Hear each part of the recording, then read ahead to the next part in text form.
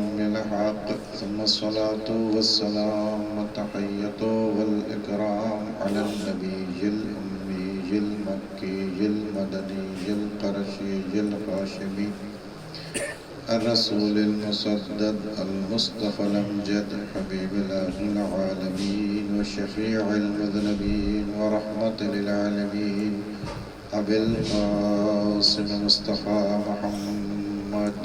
اللهم صل على محمد وآل محمد وعلى أهل بيته الطيبين الطاهرين المعصومين المظلومين ولعنة الله على أعدائهم أجمعين منكري فضائلهم وغاصبي حقوقهم.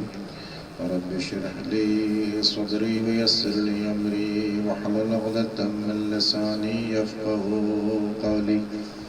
أما بعد فقد قال الله سبحانه وتعالى في القرآن الحكيم وهو أصدق القائلين وقوله الحق. بسم الله الرحمن الرحيم. ومن الناس من يشري نفسه ابتغاء مرضات الله والله رؤوف بالعباد. صلوات محمد. اللهم صل على محمد وآل محمد. سورہ مبارک بقرہ کی آیت نمبر 207 کی تلاوت کا شرف حاصل کیا ہے. ان پاکیزہ اور مقدس الفاظ میں ایک عظیم ہستی جو خداوند عالم کی بارگاہ میں محبوب اور مرتضی ہے اس کا تذکرہ پنہا ہے، جس میں ارشاد رب العزت ہے کہ لوگوں میں سے کچھ لوگ ایسے ہیں جو راہ خدا میں اپنا نفس فروخت کرتے ہیں. عزیزان گرامی قدر، اس آیت کے پس منظر میں جو باتیں مفسرین نے نقل فرمائی ہیں اس میں تقریباً اہل سنت کے معتبر اور بزرگ علماء میں ثعلبی نے اپنی تفسیر میں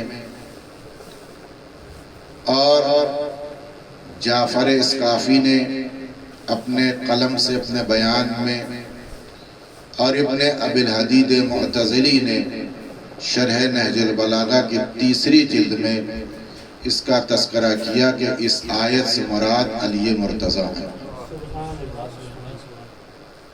اور یہ روایت متواتر ہے. متواتر روایت خبر واحد کے مقابل میں ہے، یعنی وہ روایت جس سے علم ہوتا ہے، یقین ہوتا ہے، شک اور شبہ کی گنجائش نہیں ہوتی. یعنی اس کا مطلب یہ ہے کہ سب کچھ بدل سکتا ہے، منظر بستر رسالت نہیں بدل سکتا. جو قرآن نے عکاسی کی ہے اور جو قرآن اس واقعے کی ترجمانی کر رہا ہے، اور یہ آیت اس آیت کے مقابل میں ہے کہ اس آیت سے پہلے جو منظر پیش کیا کہ اس سے پہلے وَمِنَ النَّاسِ مَنْ يُعْجَبُكَ، وہ لوگ جو صرف اپنے نفس کو ترغیب دیتے ہیں، اپنے نفس کو لوگ متوجہ ہوتے ہیں، اپنے نفس کو فوقیت دیتے ہیں، اور وہ لوگ جو صرف اپنی زندگی کو طرز دیتے ہیں اور اپنی زندگی کو فوقیت دیتے ہیں، کسی سے کوئی سروکار نہیں ہوتا، معاشرہ تباہ ہو رہا ہو، لوگوں میں کسی قسم کا اختلاف ہو، ان سے کوئی لگاؤ نہیں ہوتا. ایسے لوگوں کے مقابل میں ایک ایسی ذات کو پیش کیا گیا کہ نہیں، اللہ کی نگاہ میں کچھ ایسے بھی لوگ ہیں جو اپنے زہد کے ذریعے، اپنے ایثار کے ذریعے، اپنے قربانی کے ذریعے، اپنے کرم کے ذریعے، اپنے رأفت کے ذریعے سے امت میں زندہ ہیں اور اسلام کو اپنے عمل کے ذریعے سے سینچ رہے ہیں. عزیزان گرامی، آپ محسوس کریں یہ آیت شب ہجرت بستر پیغمبر اسلام کے بارے میں کہ جب امیر المومنین علیہ السلام پیغمبر اسلام کے جانے کے بعد اور حکم پیغمبر اسلام پر بستر رسالت پر آئے اور سوئے، جانے سے پہلے پیغمبر اسلام نے ایک اپنی ردا، اپنی چادر جو سبز رنگ کی تھی امیر المومنین کو دیا اور کہا یا علی اس کو اوڑھ کر کے سو جائیے۔ عزیزان گرامی، ایثار علی یہ ہے کہ علی نے اپنی جان کے بارے میں کوئی سوال نہیں کیا اور پیغمبر سے صرف یہ کہا یا رسول اللہ اگر میں سوئے رہا تو کیا آپ کی جان بچ جائے گی؟ تو پیغمبر نے فرمایا علی اگر آپ سوئے رہے تو نبوت بچ جائے گی۔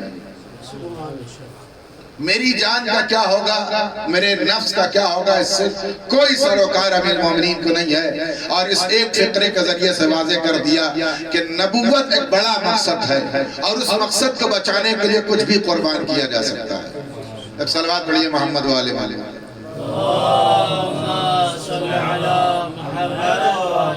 یہ منظر آپ کے سامنے موجود ہے اور آپ اس کو بارہا سنتے رہتے ہیں، لیکن محل کلام اور گفتگو جس پر ہم آپ سے گفتگو کرنا چاہتے ہیں وہ یہ کہ خدا بند عالم اس آیت میں دو اہم چیزوں کا تذکرہ کر رہا ہے اور وہ یہ ہے کہ ایک عظیم معاملہ طے ہونے جا رہا ہے، یعنی ایک انسان اللہ کی بارگاہ میں آیا ہے، اپنی قربان اور قربانی اور ایثار کی بنیاد پر اپنا نفس اللہ کی بارگاہ میں رکھا ہے اور مرضی معبود یہ ہے کہ اس نفس کو خریدنے کے لیے اتر رہی ہے۔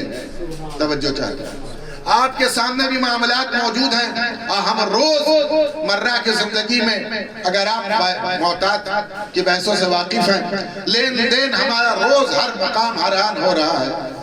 ہر انسان جب بازار میں اترتا ہے اور سوق میں جاتا ہے تو وہ چیز خریدتا ہے جس کو وہ رغبت رکھتا ہے، توجہ چاہتا ہے، جس کے لیے وہ کبھی ایسی چیز نہیں خریدتا جو اس کے نفس کو محبوب نہ ہو، اس کی خواہش نہ ہو۔ ہمیشہ چاہے چھوٹی چیز ہو چاہے بڑی چیز ہو، خرید میں انسان کے وہی آتی ہے جس کی طرف اسے رغبت ہوتی ہے، اسے خواہش ہوتی ہے، اسے ضرورت ہوتی ہے، اسے چاہت ہوتی ہے۔ عزیزان گرامی، دوسرا کہ جس معیار کی قیمت شے ہوتی ہے اسی معیار کی قیمت بھی لگائی جاتی ہے۔ جتنا بلند شے ہوگی، جتنا معیاری مال و متاع ہوگا، اسی اعتبار سے قیمت بھی طے کی جائے گی۔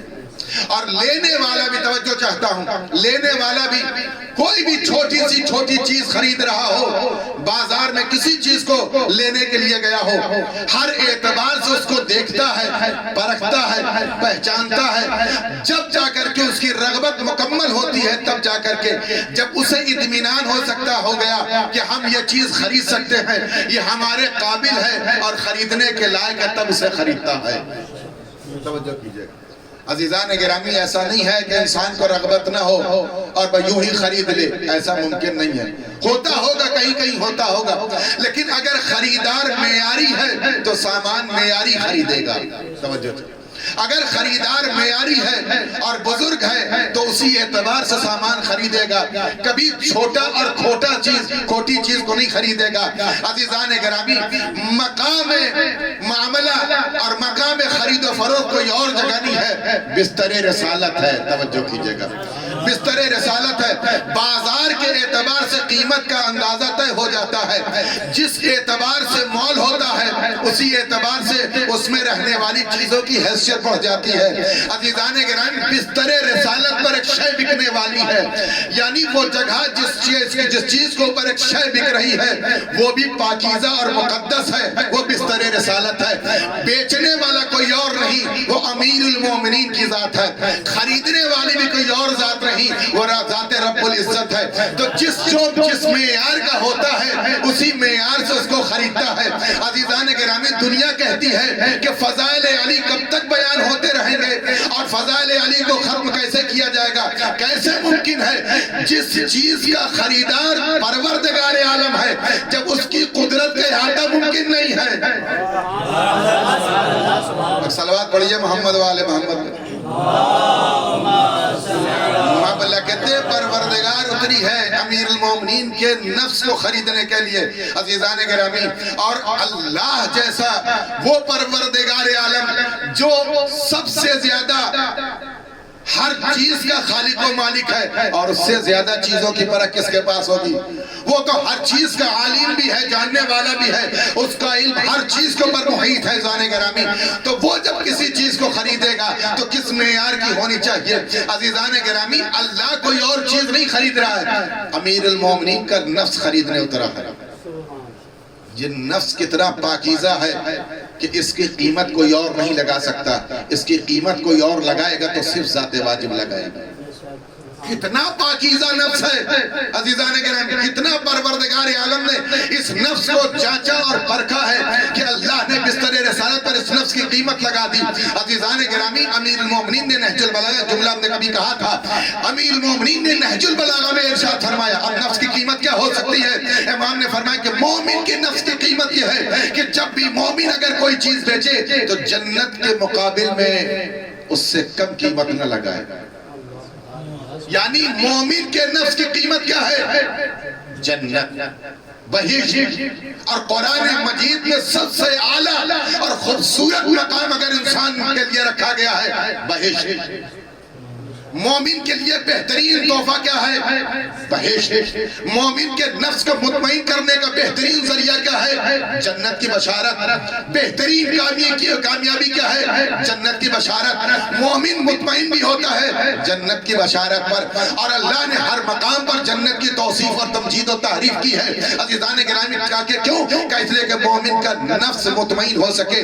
جو تم نے صعوبتیں، مشکلات برداشت کی ہیں، جو بھی قربانیاں تم نے برداشت کی ہیں، تمہاری قربانی کے مقابل میں اللہ نے تمہیں جنت رکھا ہے۔ تمہارا سودا خسارے کا نہیں ہے۔ ہم تمہیں مطمئن کریں گے، تم سوچ بھی نہیں سکتے کہ جنت کیسی ہے اور کتنی خوبصورت ہے، کتنے قسم کے نعمات اس کے اندر پائے جاتے ہیں، کتنا ہم نے سجا کر کے مومن کی خدمت میں جنت کو پیش کر دیا۔ عزیزان گرامی، جب ایک ادنا سے مومن کے نفس کی قیمت جنت ہو سکتی ہے تو امیر المومنین کے نفس کی قیمت کیا ہو سکتی ہے؟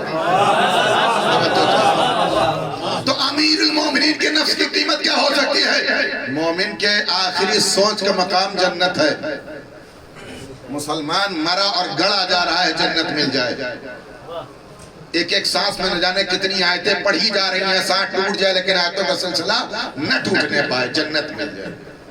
یہ ہو رہا ہے نا، مذاق اڑایا جا رہا ہے، کچھ بھی ہو رہا ہے، لیکن جنت مل جائے، اللہ راضی ہو جائے، جنت دے دے۔ امیر المومنین نے لکھ دیا کہ جو ہمیں قبول کرتا ہے اس کی قیمت جنت ہے۔ اہل بیت اطہار علیہ السلام کی ولایت کو قبول کرنا ایمان ہے نا، اور اسی ایمان کی قیمت کیا ہے؟ جنت ہے۔ تو جب جنت اللہ نے امیر المومنین کے چاہنے والوں کو دے دی تو اب اللہ اترا ہے بستر رسالت پر امیر المومنین کے نفس کو خریدنے کے لیے۔ اب کیا دے گا؟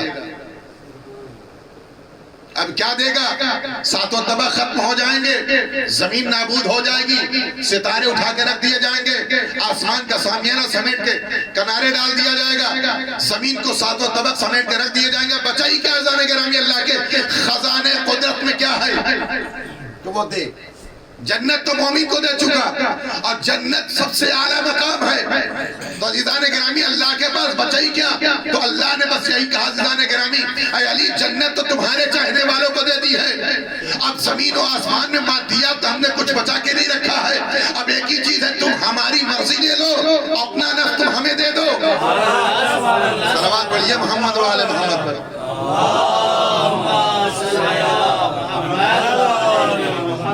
اب ہماری مرضی تم لے لو۔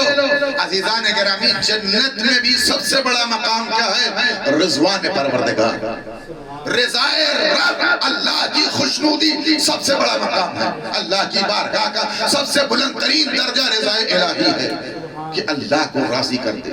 عزیزان گرامی، ساری دنیا اللہ کو راضی کر رہی ہے، اور بستر رسالت پر اپنی مرضی دے کر کے علی کو اللہ راضی کر رہا ہے۔ یہ امیر المومنین، یہ نفس اس قابل بنا کیسے؟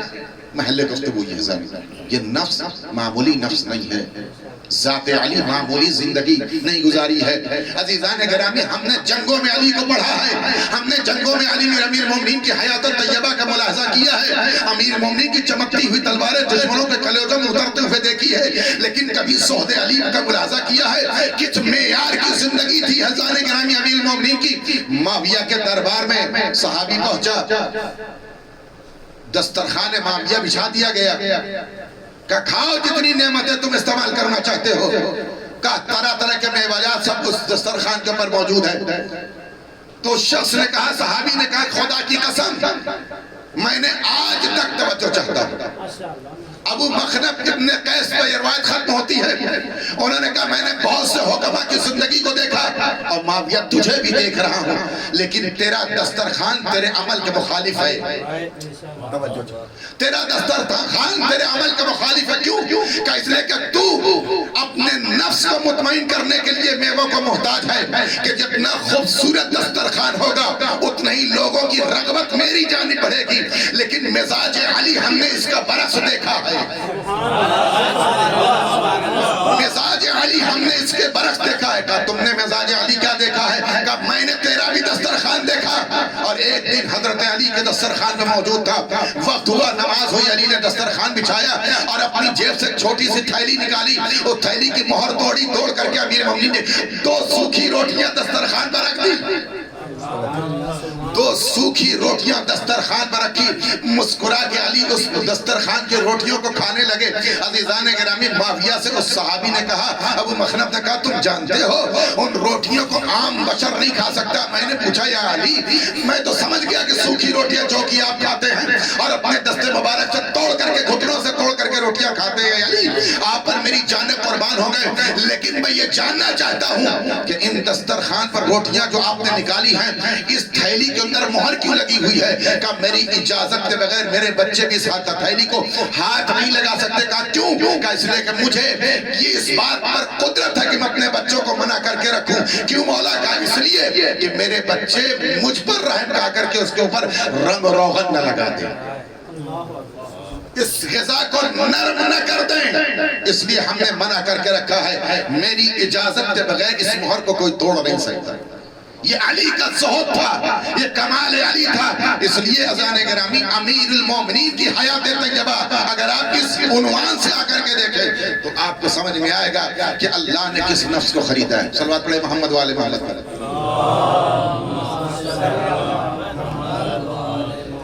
دنیا کی تمام حکومتیں اور حکماء کا طریقہ اور نہج زندگی کا طرز حکومت اور ہے، لیکن امیر المومنین کی زندگی کا طرز حکومت اور ہے۔ عزیزان گرامی، 24 سالہ حکومت کا طرز زندگی اور طرز حکومت یہ تھا۔ توجہ چاہتا ہوں یہاں سے کہ بعد پیغمبر جو حکومت پر حکماء آئے ان کے ہاں بھی اصولی ہوتی تھی، ان کے ہاں بھی زکاة اصولا جاتا تھا، ان کے ہاں بھی خبز لیا جاتا تھا، زکاة کے طور پر لوگوں کے ہاں پولیس والے بھیجے جاتے تھے، لیکن طریقہ زندگی یہ تھا، طریقہ حکومت یہ تھا کہ میرے سپاہی جائیں گے اپنی پسند کی بھیڑ بکریاں لیں گے، تمہیں کوئی اختیار نہیں ہے، چرواہے کو کوئی اختیار نہیں ہے۔ لیکن جب 24 سال میں تھک کر کے امیر مومنین کے در پر یہ حکومت آئی اور اسیر ولایت امیر مومنین ہوئی تو امیر مومنین نے اسی پورے طرز کو کاٹ کر کے لکھا، میں وہ انجام دوں کام کروں گا جو رسول نے سنت بنائی ہے۔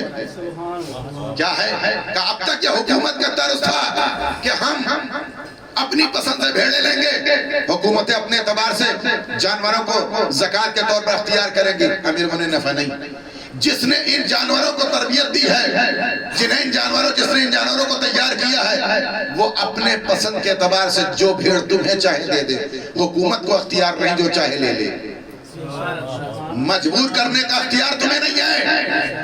وہ چرواہے جو تمہیں دیں اس کو لے کے آنا۔ سنو، اب تک جو طریقہ یہاں تک لانے کا رہا ہوگا وہ اور ہوگا، لیکن علی کی حکومت میں امیر مومنین کی حیات طیبہ میں سختی کے ساتھ یہ اپنے تمام سپاہیوں کو تلقین کرا دیا امیر مومنین نے کہ یاد رکھو ان جانوروں کو جب لے کے چلنا تو اس راستے کو اختیار کرنا جس راستے پر فراوانی کے ساتھ پانی اور گھاس موجود ہو.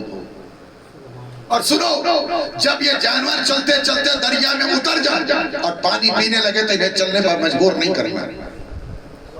اور جب یہ جانور چلتے چلتے زمین پر تھک کے بیٹھ جائیں کسی سائے دار درخت کے نیچے تو انہیں چلنے پر مجبور نہیں کرنا، چھڑی نہیں اٹھانا. ان کی مرضی کو فوقیت دینا اپنی مرضی پر، ان کی صحبتوں کا خیال کرنا. اور یاد رکھو انہیں ہماری بارگاہ میں بھوکا پیاسا نہیں لانا. چاہے جتنا طولانی راستہ تمہیں طے کرنا پڑے، کبھی وہ راستہ اختیار نہیں کرنا کہ جدھر سے پانی موجود نہ ہو اور جلدی کوفہ پہنچ جاؤ. نہیں، راستہ طولانی ہو جائے لیکن میری بارگاہ میں بھوکے جانور نہ آئے. یہ مزاج حکومت امیر المومنین ہے. عزیزان گرامی ایک منظر اور پیش کروں گا. عزیزان گرامی، امیر المومنین کی تلوار وہ تلوار تھی جس کی فتح کے بعد مسلمانوں کے گھر میں چولہے جلتے تھے. وہ علی اگر اس کی تلوار نہ چلتی تو مسلمانوں کے گھروں میں فاتح ہوتے. مسلمان فتح ہو گیا، جنگ جیت گیا، اور امیر المومنین کو دوہرا حصہ ملتا تھا. جنگ کی خبر آ گئی مدینے میں، سارے لوگ آگے جمع ہو گئے کہ مسلمان کی فتح ہوئی ہے، اور فتح ہوئی ہے تو مال غنیمت بھی ملا ہوگا. ہر بار اپنے اپنے وارث کے انتظار میں ہر شخص اپنے بچوں کو لیے ہوئے، اپنی خاتون دروازے پر بیٹھی ہوئی ہے ورثہ کے انتظار میں فوجیوں کے کہ گھر میں آئیں گے تو کچھ درہم و دینار کی تھیلیاں بھی آئیں گی. آج کھانے کا ذائقہ بھی بدل جائے گا، آج گھر کا ماحول طرز حیات بدلے گا. عزیزان گرامی، آج خوشی کا ماحول ہوگا. ہر خاتون اپنے بچے کو لیے دروازے پر بیٹھی ہوئی ہے. حسب عادت صدیقہ طاہرہ سلام اللہ علیہ بھی اپنے بچوں کو لیے امیر المومنین کے انتظار کی چوکھٹ پر موجود ہے. عزیزان گرامی، ہر صحابی اپنے گھر تو گیا سوائے امیر المومنین کے. حجت خدا امیر المومنین کے علاوہ ہر صحابی اپنے بچوں سے ملاقات کر لیے اپنے گھر گیا اور اپنے ہاتھ کو بھرا ہوا تھیلیوں کو لیے ہوئے گھر میں پہنچا سوائے امیر المومنین کے. امیر المومنین اپنے گھروں کی جانب، اپنے گھر کی جانب نہیں جاتے. کہاں گئے؟ بیواؤں کے محلوں کی جانب، یتیموں کے علاقے کی جانب بڑھے. یتیموں کو بلایا، دست شفقت پھیرا، جو کچھ مال غنیمت ملا تھا امیر المومنین نے سب تقسیم کر دیا. پروردگار ہاتھ خالی تھے جب گھر سے نکلا تھا، اور جب گھر واپس جا رہا ہوں تو ہاتھ خالی ہے. بھرے ہوئے نہیں ہے معبود، ہاتھ بھرے نہیں، ہاتھ خالی ہے علی کے. علی جا رہے ہیں اپنے گھر. ہر زوجہ اپنے شوہر کے منتظر، صدیقہ طاہرہ بھی منتظر. عزیزان گرامی، بی بی نے بھی بڑا خیال کیا. عزیزان گرامی، کفو کسے کہتے ہیں ملاحظہ فرمائے. امیر المومنین جب گھر میں وارد ہوئے، مسکرا کے بچوں نے اپنے بابا کا انتظار کیا اور استقبال کیا. استقبال کے بعد صدیقہ طاہرہ نے پوچھا، فرزند ابو طالب ہے ابو الحسن، آپ یہ بتائیے، میں نہیں جاننا چاہتی، میرے بچے جاننا چاہتے، کیا بابا کو دوسرا حصہ نہیں ملا تھا؟ کیا بابا کو مال غنیمت نہیں ملا تھا؟ ایک مرتبہ مسکرا کے امیر المومنین نے فرمایا، بیٹا یہ کیسے ممکن ہو کہ جس کی تلوار سے مسلمانوں کے گھر میں چولہے جلتے ہوں اس کو حصہ نہ ملے؟ میرے لال، مجھے 2 حصے ملے تھے، لیکن تیرے بابا کو کیسے گوارا ہو کہ میرے گھر میں اچھے کھانے کھائے جائیں، یتیموں کے گھر میں چولہے نہ جلے؟ بیٹا میں نے جو کچھ ملا تھا سب راہ خدا میں قربان کر دیا اور خرچ کر دیا ہے. عزیزان گرامی، دوسری عورتیں ہوتی تو امیر المومنین سے جھگڑ جاتی، لیکن عزیزان گرامی صدیقہ طاہرہ نے بچوں کو لے کر کے سر میں سجدے میں ڈال دیا. اب آواز دی، پروردگار تو نے مجھ میری خدمت میں علی جیسا امیر عطا کیا ہے، مجھے علی جیسا امیر عطا کیا. یہ علی ہیں عزیزان گرامی. اسی لیے امیر پیغمبر اسلام نے مسجد میں سارے دروازے بند کروا دیے تھے سوائے علی کے. اگر علی کا دروازہ بند ہو جائے گا تو یتیموں کی کفالت کون کرے گا؟ بیواؤں کی کفالت کون کرے گا؟ غریبوں کی ناداری کون کرے گا؟ عزیزان گرامی، یہی کوفہ ہے کہ جب امیر المومنین نماز عصر کو تمام کر کے مسجد کوفہ میں ہر شخص دوپہر کی چلچلاتی دھوپ میں اپنے گھر میں جا کر کے سائے میں ٹھنڈی سانس لیتا تھا، سو جاتا تھا. علی نہیں سوتے تھے. تاریخ نے لکھا، جناب سعید کہتے ہیں، میں نے بارہا دیکھا کہ مسجد کوفہ کی پشت کی جانب علی جا رہے ہیں. علی اپنے گھر نہیں جاتے. ہر شخص دھوپ کی وجہ سے اپنے گھر جا رہا ہے، مولا نہیں جا رہے. میں نے پیچھا کیا، میرے مولا کہاں جا رہے ہیں؟ کہ پشت مسجد آئے امیر المومنین. دھوپ میں آ کر کے شاہراہ پر کھڑے ہو گئے، وہ راستہ جو کوفے سے ہو کے جاتا. عزیزان گرامی، مولا دھوپ میں کھڑے ہوئے ہیں، دوپہر ہے، سعید کی آہت کو امیر المومنین نے محسوس کیا. مولا نے پوچھا سعید تم ہمارے پیچھے کیوں آئے ہو؟ کہا مولا میں جاننا چاہتا تھا کہ اس وقت دنیا بستر استراحت پر ہے، اس خوفناک دھوپ سے بچ کر کے اپنے کوچرے میں موجود ہے، آپ اپنے گھر نہیں گئے. مولا نے فرمایا کہ تمہیں کیسے اطمینان دلاؤں کہ میرا دل گوارا نہیں سے کر سکتا. جب میں کوفے کا حاکم ہوں تو کوئی پریشانی میں مبتلا پریشان شخص ادھر سے گزرے اور علی اس کی مدد کے لیے اس سے پہلے حاضر نہ رہے. میں اس لیے کھڑا ہوں کہ کوئی مسافر گزرے اور مجھے پکارے میں مدد کے لیے حاضر رہوں. یہ مزاج علوی ہے، یہ مزاج امیر المومنین ہے. زانے گرامی، اس نفس کو اللہ نے خریدا ہے. اس لیے اللہ نے اس میں صفت لگائی رؤوف بالعباد. رؤوف رحمت سے زیادہ شدت کو رؤوف کہا جاتا ہے، صیغہ مبالغہ ہے، آپ بہتر جانتے ہیں. رحمت اس کو کہتے ہیں کہ مانگنے پر ترحم کیا جائے، رؤوف اسے کہتے ہیں بغیر مانگے رحم کیا جائے. جا کے لغت میں دیکھیے گا جانے گرامی، اللہ نے فرمایا اس آیت میں کہ لوگوں میں سے کچھ لوگ ایسے ہیں جو اپنا نفس اللہ کی بارگاہ میں خرید بیچتے ہیں اور اللہ ان کے نفس کو خرید لیتا ہے. عزیزان گرامی، جناب مالک اشتر جا رہے ہیں. آخری روایت جنگ صفین کی تیاری ہے. ایک ایسے مقام سے گزرے جہاں خوبصورت وادی ہے، پانی دریا لبریز بہ رہا ہے. امیر مومنین نے قیام نہیں کی. ایک ایسے مقام پر پہنچے جہاں چٹیل میدان ہے، ہوگ عالم ہے، صحرا ہے. دور دور تک آب و دانہ کا نام و نشان نہیں ہے، نہ کوئی آثار ہے. امام نے کہا یہیں پر پڑاؤ ڈالو. فوجیوں کو روکو. مالک اشتر نے پوچھا مولا میری جان قربان ہو جائے آپ نے ایسے مقام کو اختیار کیا ہے جہاں پر نہ پانی ہے، نہ دانہ ہے، نہ آثار زندگی ہے. اس سے پہلے اگر ہم قیام کرتے تو شاید اپنی پیاس بجھائی جا سکے. وہ علی اپنے فوجیوں کو کیسے پیاسا رکھے. حکیم ہے ماں، حکمت سے کوئی عمل علی کا خالی نہیں ہے. یہ ذہن میں رہے اللہ نے کس نفس کو خریدا. وہ 999 صفات کا مظہر پروردگار ہوا. وہ ذات جو جس کے ہر نام میں ایک صفت میں ایک پوری کائنات کا مفہوم کی کائنات پائی جاتی ہے. جس کی ذات کو احاطہ نہیں کیا جا سکتا وہ ذات نے علی کے نفس کو خریدا ہے. سبحان اللہ سبحان اللہ. عزیزان گرامی، ہم کوئی چیز خریدتے ہیں تو صرف ایک صفت کا لحاظ کرتے ہیں. اللہ تو اللہ تعالیٰ صفتوں کا مالک ہے. وہ نفس علی خرید رہا ہے. اتنا پاکیزہ نفس ہوگا اللہ کی بارگاہ میں کس قابل بنا کے اللہ نے بستر نبوت پر اسے قیمت لگا دی. اے علی میری مرضی دے لو. مالک اشتر کو مشترا کے امیر مومنین کا گھبراؤ نہیں مالک. آج تک علی نے کسی کو پیاسا رکھا ہے؟ ابھی آج تمہیں ایسے پانی سے سیراب کریں گے کہ تم نے ایسا ذائقہ دار اور لذیذ پانی نہیں پیا ہوگا. مالک اشتر بھی مالک اشتر ہیں. قول علی پر اتنا ہی بھروسہ ہے جتنا قرآن مجید کی آیتوں پر بھروسہ ہے. مطمئن ہو گئے مالک اشتر. صحابیوں سے کہا آج کچھ ہونے والا ہے. امام نے فرم نشاندہی کی جاؤ اس جگہ پر اتنے حصے میں زمین کو کھودو. مالک اشتر نے فوجیوں کو لگا دیا. زمین کھودی جانے لگی. مالک اشتر نے کہا جب زمین کھودی جا رہی تھی تھوڑی دیر گزری تھی اور مٹی ہٹایا تو ایک سیاہ پتھر نمودار ہوا. اس سیاہ پتھر کے بالکل بیچوں بیچ میں ایک چاندی جیسا پتھر تھا. اس کی شکل چمک رہی تھی، روشن و منور تھا. امیر مومنین کا اٹھاؤ اس کو. لیکن کسی سے پتھر ہلایا نہ گیا. جتنے فوجی لگ سکتے تھے سارے فوجی لگ گئے. مالک اشتر نے کہا جنبش نہ دے سکے. امیر مومنین کے پاس مولا پتھر ہٹایا نہیں جا سکا. ہم میں قدرت اور طاقت اور سکت نہیں ہے. ہم نے جتنے فوجی اس میں لگ سکتے تھے سب کی طاقت صرف کر دی لیکن پتھر وہ ہم سے اٹھ نہیں سکتا. عزیزان گرامی نہ اٹھا. امیر مومنین اپنی جگہ سے اٹھے، اپنی آستین کو سمیٹا، دست دعا اللہ کی بارگاہ میں بلند کی اور اس کے بعد مالک اشتر نے روایت کے فکر ہے کہ ایسے اٹھایا جیسے ایک چھوٹا سا کنکر اٹھایا جاتا ہے. اٹھا کے کنارے رکھ دیا. چشمہ ابل پڑا. فوجی ٹوٹ پڑے اور سیراب ہونے لگے، اپنے تمام مشکیزوں کو بھر لیا۔ امیر المومنین نے پھر اٹھایا اور پتھر کو رکھا اور اس کے بعد اپنے قافلے کو رکھ کے لیے رواں دواں ہوئے، اپنی منزل کی جانب پڑھنے لگے۔ کچھ دور چلے تھے، مالک اشتر نے کہا، مولانا پلٹ اپنے ساتھیوں سے کہا تم میں سے کوئی ہے جو جائے اور دوبارہ وہاں سے پانی لے کر کے آئے؟ اس کنویں کے نشان جانتا ہے؟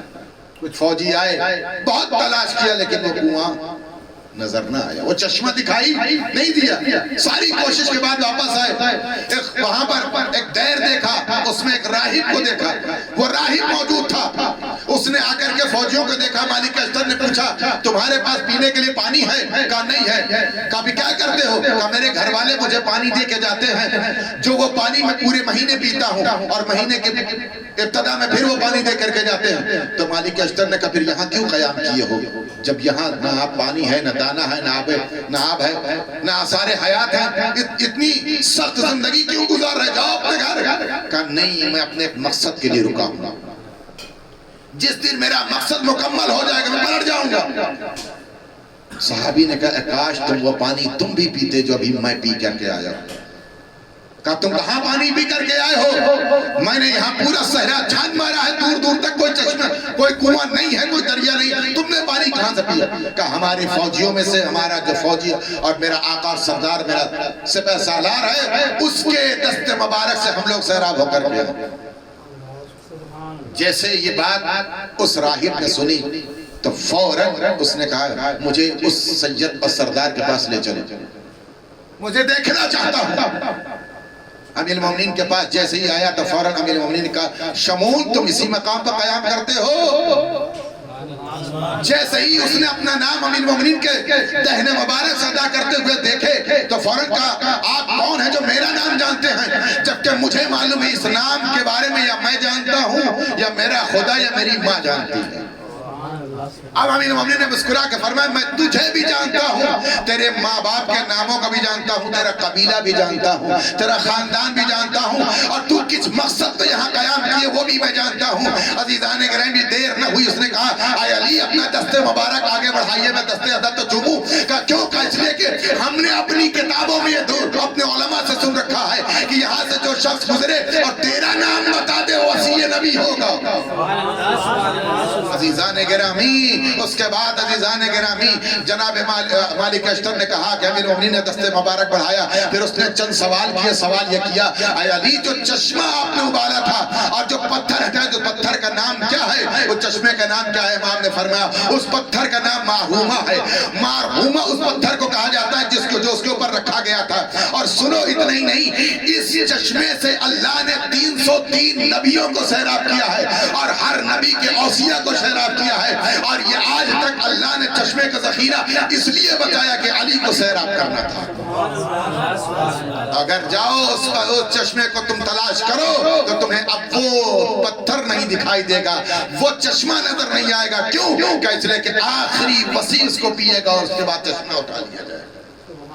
عزیزان گرامی یہ امیر المومنین ہیں جنہوں نے اپنی فوج کو اس معیار میں تربیت دی کہ یقین علی ان کے دلوں میں پلتا رہا۔ عزیزان گرامی اپنے تمام فوجیوں کو سیراب کر دیا، اور یہی مزاج علوی ہے۔ توجہ چاہیے کہ جنگ صفین میں معاویہ نے فوج پر دریا پر قبضہ کر لیا، امیر المومنین کے فوج پر پانی بند کر دیا۔ امیر المومنین نے خبر پہنچی امیر المومنین تک، سپاہیوں کو بلایا کہ لشکر تشکیل دو اور معاویہ کے فوجوں پر حملہ کرو، دوبارہ دریا اپنے ہاتھ میں لو۔ اب مزاج علی دیکھیں، حکمت امیر المومنین دیکھیں، اس فوج کا جو سالار بنایا امام حسین علیہ السلام کو بنایا۔ پانی لینا ہے، دریا پر قبضہ کرنا ہے، اور اپنے بیٹے امام حسین کو اس فوج کا سپہ سالار کمانڈر بنا کے بھیجا، جاؤ بیٹا تم دریا پر قبضہ کرو تاکہ دنیا لکھے حسین دریا پر قبضہ کرتا ہے۔ حسین دریا کا محتاج نہیں تھا، مختار کائنات ہے حسین، جس مزاج میں علی ہے اسی مزاج میں حسین، اور دریا قبضہ کر لیا امام حسین۔ بابا بشارت ہو، دریا ہمارے ہاتھ میں۔ فوجیوں نے کہا مولا معاویہ کے اوپر پانی بند کر دیجئے۔ کہا نہیں، یہ مزاج علی نہیں ہے کہ ہم اللہ کی بہتی ہوئی اس رحمت پر کسی اعتبار سے پابندی آئے۔ یہ پانی سب کے لیے مباح ہے، جانور بھی پیے گا، فوجی بھی پیئیں گے، ہر شخص سیراب ہوگا۔ یہ مزاج حکومت علی تھا۔ سبحان اللہ سبحان بہت سارے واقعات ایسے ہیں جو امیر المومنین کی زہد پر دلیل۔ عزیزان گرامی، مزاج امیر المومنین یہ کہ ایک قطرہ بھی پانی امام المومنین کے سبب بند نہیں کیا۔ اور یہی وجہ تھی کہ جب امیر المومنین زخمی ہوئے اور جراح نے یہ خبر دی کہ آپ وصیت کیجئے، زہر کے اثر کو روکنا ہے تو دودھ پیجئے۔ مشہور ہے یہ بات، مورخین نے نقل کیا کہ یہ خبر کوفے کے گلیوں تک آ گئی، مولا کو دودھ کی ضرورت ہے۔ کوفے کے یتیم بچے، کوفے کی غریب عورتیں مولا کے پاس آ گئی، مولا میرے حق کا دودھ پی لیجئے۔ کیوں؟ کہ اس لیے کہ علی ان کی کفالت کرتے تھے، امیر المومنین نے انہیں پالا تھا۔ مولا آج میں بھوکا رہ سکتا ہوں لیکن میرے آقا کو کچھ نہ ہو، میرے بابا کو کچھ نہ ہونے پائے۔ یہ یتیم بچے اپنے حصے کا دودھ لا گئے، ماں آج میرا بابا دودھ پی لے، میں نہیں پینا چاہتا۔ غربت امیر المومنین۔ جناب ام کلثوم کہتی ہے میں رات بھر اپنے بابا کے ساتھ تھی، 19 کی شب میرا بابا بہت پریشان تھا، بار بار صحن خانہ میں آتے ہیں، آسمان کے جانب دیکھتے ہیں، ایک ہی آواز دیتے ہیں انا للہ و انا الیہ راجعون۔ جب میں نے سحر کے لیے اپنے بابا کو کچھ کھانے پینے کے لیے رکھا تو میرے بابا نے میرا چہرہ دیکھا، بیٹا تم نے دیکھا ہے کہ علی نے ایک وقت میں کئی غذائیں کھائی ہو، یہ 3 غذائیں میرے دسترخوان خان پہ کیوں ہیں بیٹا؟ کہ بابا کمزور ہو گئی۔ عزیزان گرامی، بیٹے کا چہرہ دیکھا، جناب ام کلثوم کہتی ہے میں نے اپنے بابا کو نمک کی جانب رغبت دیکھا، دودھ کا پیالہ اٹھا لیا، ابھی 2 لقمے میرے بابا نے کھائے تھے اور کہا بیٹا ام کلثوم علی تھک گئے ہیں، اب سونا چاہتے ہیں، تو بھی بیٹی آرام کر لے۔ تھوڑی دیر گزری تھی، بابا پھر اٹھ گئے اور پھر صحن خانہ میں آئے، پسینہ پوچھنے لگے، آواز دی انا للہ و انا الیہ راجعون۔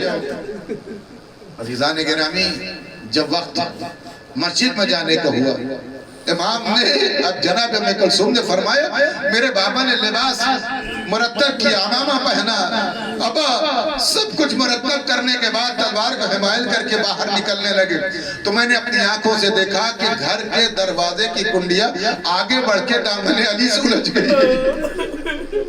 یہ کون جا رہا ہے کہ بے جان لوہے بھی امیر المومنین کے لیے رخ جدائی پر گریہ کر رہے ہیں عزیزو۔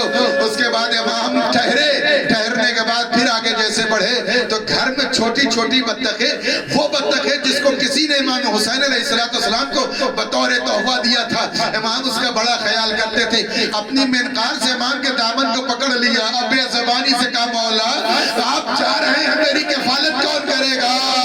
عزیزو دست شفقت پھیر کے ام کلثوم سے فرمایا بیٹا سنو، آج تک علی نے بطخوں کو بھوکا نہیں رکھا، اے میرے بچے جب کبھی ان کے آب و دانہ کے انتظام نہ ہو تو انہیں آزاد کر دینا۔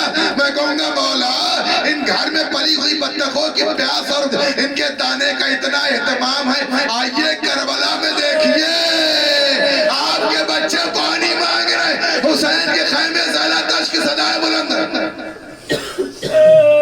اللہ اکبر۔ آخری جملے اس کے بعد ختم دعا دارو سنیے گا۔ امیر المومنین علیہ السلام مسجد میں آئے، عزیزو جناب ام کلثوم جلدی سے امام حسن مجتبیٰ کے پاس آئیں اور فرمایا کہ میں نے دیکھا میرے بھیا نماز پڑھ رہا ہے، میں نے بھیا سے رات بھر کی کیفیت بیان کی، اے بھیا آج تک بابا اتنی جلدی مسجد نہیں گئے لیکن آج نہ جانے کیوں بابا کی کیفیتیں بدلی سی ہے، میرا بابا اکیلا گیا ہے مسجد، بھیا میرا دل پھٹا جاتا ہے، بھیا میرے بابا کے ساتھ جاؤ بھیا۔ عزیزو امام حسن جلدی سے آئے، اپنے بابا سے مسجد میں ملاقات کی، بابا اتنی جلدی آپ کیوں آ گئے؟ کہا میرے لال آج کون سی رمضان کا بابا، آج شب 19 ہے میرے لال، آج جو میرے آقا نے آثار بتائے تھے آج وہ سارے آثار دکھائی دے رہے۔ بابا کیسے آثار ہیں؟ کہا بیٹا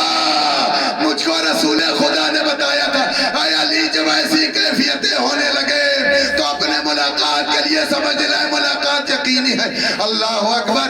امام حسن رونے لگے. کہا بابا آپ شاید مجھے شہادت کی خبر دے رہے ہیں. کہا ہاں بیٹا میں تجھے شہادت کی خبر دے رہا ہوں. عزیزان گرامی امام حسن سے فرمایا میرے لال میں تجھ سے ایک بات کہنا چاہتا ہوں. ہاں بابا کہیے. کہا بیٹا آج تو مسجد سے واپس چلا جا.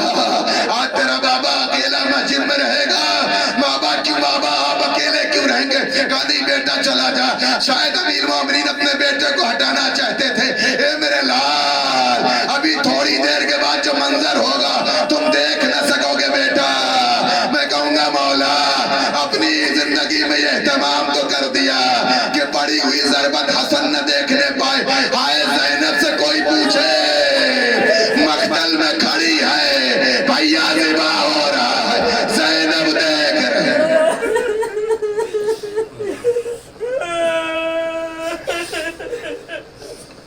سيعلم الذين ظلموا يمن قلب ينقلبون ألا لعنة الله على القوم الظالمين.